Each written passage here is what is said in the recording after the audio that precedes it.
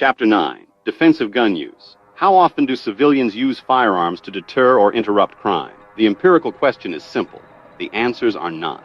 Estimates range across more than an order of magnitude, from roughly 60,000 incidents a year to as many as 2.5 million. That is not a small disagreement. It is a disagreement about whether defensive gun use is rare or routine, and it bears directly on the cost-benefit analysis of civilian ownership and on the legal status of self-defense claims.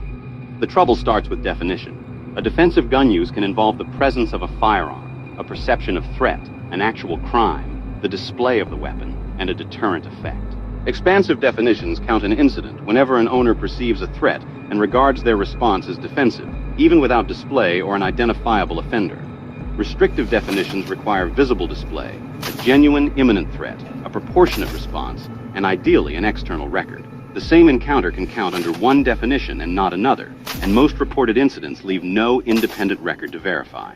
The most cited high estimate, about 2.5 million, comes from a 1993 telephone survey by Kleck and Gertz, in which about 1% of respondents reported a defensive use extrapolated to the national population. Critics raise the rare event problem.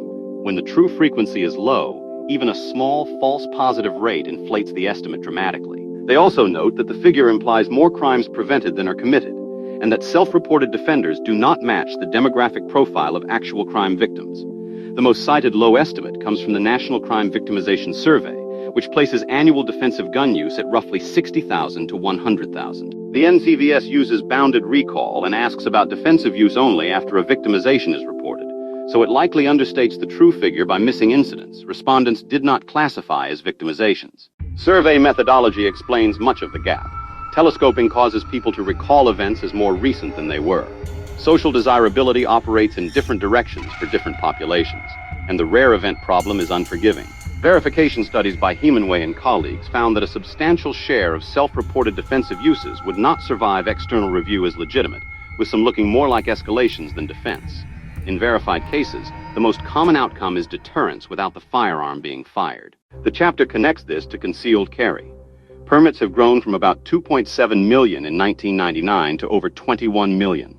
If the strong deterrence claim were correct, this expansion should have produced detectable crime reductions. It has not. Permit holders are sometimes offenders rather than defenders, as documented by the Violence Policy Center, and their demographic profile, predominantly white, male, and middle-aged, does not match the populations most at risk of victimization. Stand your ground laws, modeled on Florida's 2005 statute, are associated with increases in firearm homicide, and justifiable homicide rulings are markedly more likely when the shooter is white and the victim black. The defensible conclusion is a range. The true frequency lies somewhere from roughly 60,000 at the low end to perhaps several hundred thousand at the upper end.